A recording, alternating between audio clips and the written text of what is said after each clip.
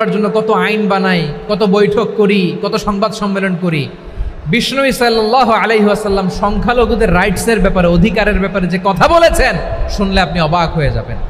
বিশ্বনবী বলেন, আলা মান যালামা মুআহাদান আও ইনতাকাসাহু আও কাল্লাফাহু ফাওকা তাআতিহি আও কাল্লাফাহু ফাওকা তাকাতিহি আও আখাযা মিনহু শাইআন বিগাইরি তিবি নাফসিন ওয়া আনা হাজিজুহু ইয়াউমাল কিয়ামা। খবরদার, জেনে রেখো, কেউ যদি কোনো সংখ্যালঘুর উপরে অত্যাচার করে, কোনো সংখ্যালঘুর প্রাপ্য থেকে যদি কেউ কাউকে ঠকায়, সংখ্যালঘুর উপর যদি কেউ কষ্ট দেয়, কোনো সংখ্যালঘুর সম্পদ যদি কেউ জোর করে কেড়ে নেয়, আমি কিয়ামতের দিন বিশ্বনবী ওই সংখ্যালঘুর পক্ষে আর ওই মুসলমানদের বিপক্ষে বাদী হয়ে দাঁড়াবো।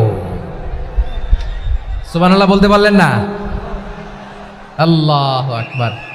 আপনি নামাজি, আপনি মুসল্লি, আপনি হাজী সাহেব, তাহাজ্জুদ পড়তে পড়তে কপালে দাগ ফেলে দিছেন, আপনার প্রতিবেশী হিন্দু, ভাবছেন আমার তো পাওয়ার আছে, ওর জমিটা দখল করি। বিশ্বনবী বলেন, কিয়ামতের দিন ওই হিন্দুর পক্ষে তোর বিরুদ্ধে আমি বাদী হয়ে দাঁড়াবো। পৃথিবীর কোন ধর্মে এরকম